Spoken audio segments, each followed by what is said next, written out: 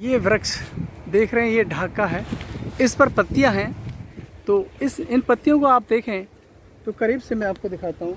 तो इनकी जो पत्तियां होती हैं काफ़ी बड़ी बड़ी हो जाती हैं और ये लास्ट में 3 में ही ख़त्म हो जाती हैं।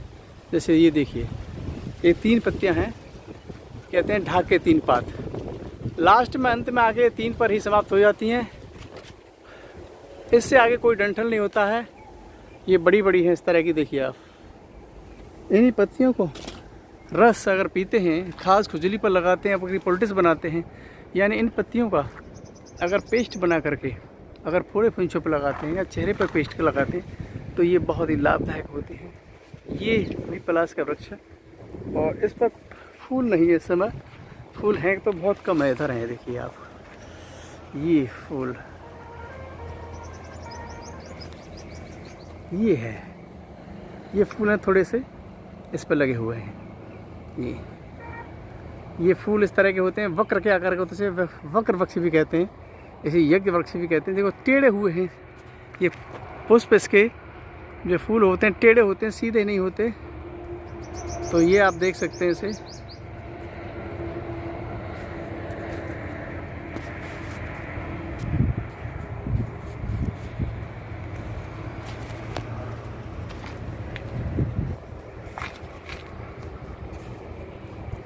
ये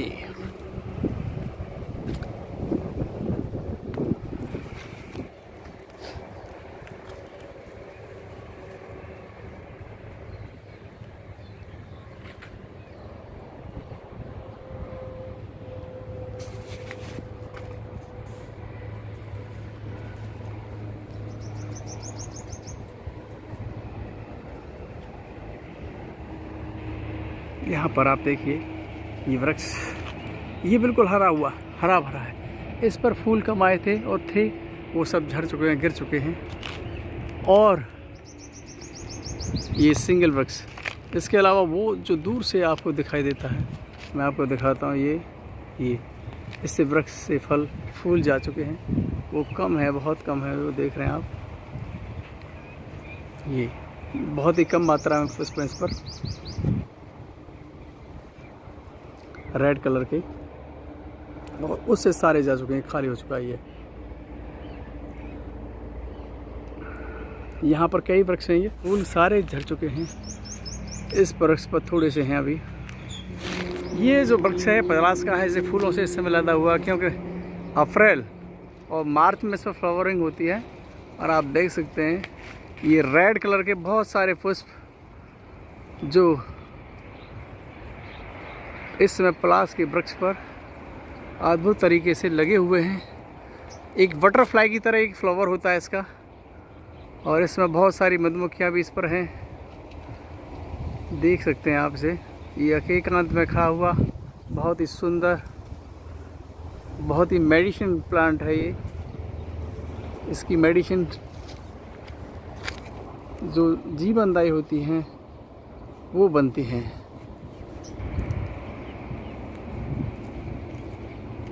ये आप देखिए,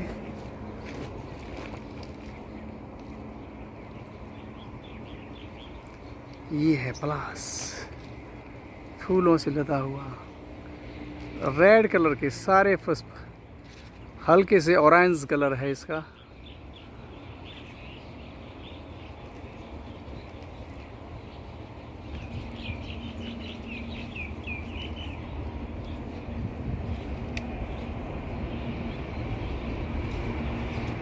इस पर और भी क्रीपर्स हैं।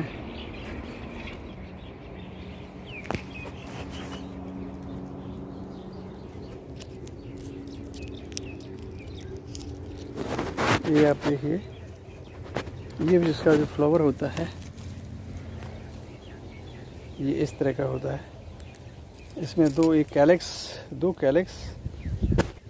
इसमें जो 2 कैलेक्स हैं जो बाहर की तरफ होते हैं, और ये भरा हुआ होता है बिल्कुल बटरफ्लाई की तरह।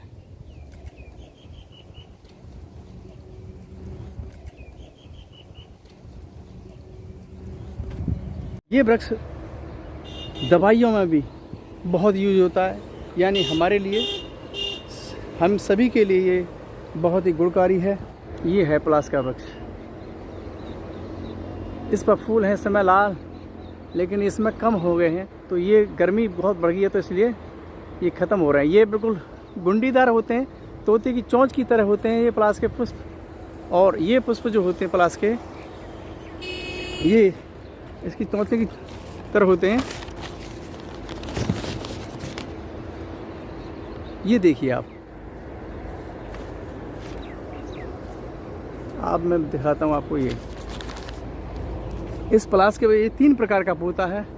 एक होता है लाल पलास, जैसे ब्यूटिया मोनोस्पर्मा कहते हैं, यानी उसकी बॉटनिकल जो नाम है उसे कहते हैं ब्यूटिया मोनोस्पर्मा। इसका जो वानस्पतिक नाम है उसे कहते हैं ब्यूटिया मोनोस्पर्मा। और एक होता है सफ़ेद पलास, इसे कहते हैं ब्यूटिया पार्विफ्लोरा। और पीला पलास होता है एक, इसे कहते हैं ब्यूटिया सुपरबा। तो यहाँ पर ब्यूटिया मोनोस्पर्मा है ये इस समय उत्तराखंड, छत्तीसगढ़, झारखंड, ये बहुत ज़्यादा मध्य प्रदेश में पाया जाता है। और ये छत्तीसगढ़, इस समय उत्तराखंड का ये स्टेट पुष्प भी है, ये यानी राज पुष्प भी है।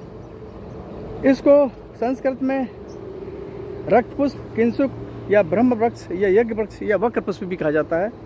इंग्लिश में से फ्लेम ऑफ फॉरेस्ट है, यानी जंगल की आग कहते हैं, गॉड ऑफ फायर बोला जाता है। हिंदी में से पलास, ढाक या टेसू बोलते हैं। और तमिल में से पलासम, पारस, मराठी पलास या पलस बोला जाता है। तेलुगु में से मोगुद पलासम, गुजराती में खाखरो या केसुदा बोला जाता है। जो फूल होते हैं इसमें फरवरी और अप्रैल में आते हैं, और मई और जून में इसमें आती हैं इस पर फलियाँ। यूज इसके पत्ते पत्तल, राजस्थान और वेस्ट बंगाल में इसकी पत्ते से पत्तल बनाए। इसमें पत्ते नहीं हैं, इसमें 3 पत्ते होते हैं जो लास्ट में अंत हो जाते हैं, उससे आगे कोई डंठल नहीं होता है, इसीलिए इसको ढाक के 3 पात बोला जाता है। इसकी गोंद को चुनिया गोंद कहते हैं या पलास गोंद कहा जाता है। इसकी डालियों का अर्क निकाल करके उसका कत्था बनाया जाता है, जो लो क्वालिटी का कत्था होता है, अच्छा कत्था नहीं होता है वो। डिटॉक्सिफिकेशन के लिए इसका यूज़ किया जाता है, यानी शरीर में कहीं भी डिटॉक्स है, यानी कि विषहरण में, शरीर में रेडिएशन का चाहे वो आपका बहुत सारे विष बॉडी में हो, तो ये डिटॉक्सिफिकेशन में बहुत यूज होता है। तो इसकी छाल या बीज लीजिए और 2 से 3 ग्राम उसे सुबह शाम लेंगे तो बॉडी डिटॉक्स हो जाएगी। ये बहुत बड़ा कृमिनाशक होता है, चाहे बच्चे हों या बूढ़े हों या यंग हों, सभी में ये पलास के पानी को उबाल करके ये पलास के सीड लें और उसे उबालें पानी में, और उसका छिलका उतार करके पलास के बीज का पाउडर करें और 2 से 3 ग्राम दें, तो पेट के सारे कीड़े निकल जाएंगे, किसी प्रकार के कृमि हों सब निकल जाते हैं। संतानोत्पत्ति में बहुत ज़्यादा कारगर होता है ये। संतानोत्पत्ति में क्या है कि ये इसके बीज का पाउडर लें, उसमें मिश्री मिलाएं 10-10 ग्राम दूध से 2 टाइम लें, तो उससे नपुंसकता दूर हो जाती है। किसी में नपुंसकता है या चाहे स्त्री है चाहे वो पुरुष है, दोनों की नपुंसकता दूर होकर के वो संतानोत्पत्ति कर सकते हैं। और कमज़ोरी में ये बहुत, शीघ्र पतन में, कमज़ोरी में ये बहुत यूज़ होता है। कमज़ोरी या शीघ्र पतन किसी को है तो इसके डंठल या टहनियों का रस निकालें, इसकी पत्तियों का और डंठल का रस निकाल करके और 2 से 3 चम्मच अगर मिश्री के साथ पिएं तो कमज़ोरी दूर हो जाएगी और शीघ्र पतन जैसी समस्या भी खत्म हो जाए। त्वचा संबंधी अगर रोगी हैं किसी को तो पत्तियों का इसका शरबत बनाकर पिएं। जितनी त्वचा संबंधी, खुजली संबंधी जो होती हैं तो रोग समाप्त हो जाएंगे इससे। बवासीर में, ये बवासीर में बहुत यूज़ होता है। बवासीर में इसकी पत्तियां और फूल को वो बारीक पीस लीजिए, पाउडर बना लीजिए। पाउडर बना करके 1-1 चम्मच खिलाइए सुबह शाम, बिल्कुल बवासीर सही हो जाएगा। पेशाब की परेशानी में, इसके पेशाब की किसी को परेशानी है, किडनी में कोई प्रॉब्लम आ रही है, तो उसके लिए आप क्या करें, इसके फूल और कोमल पत्तियां लें और भाप में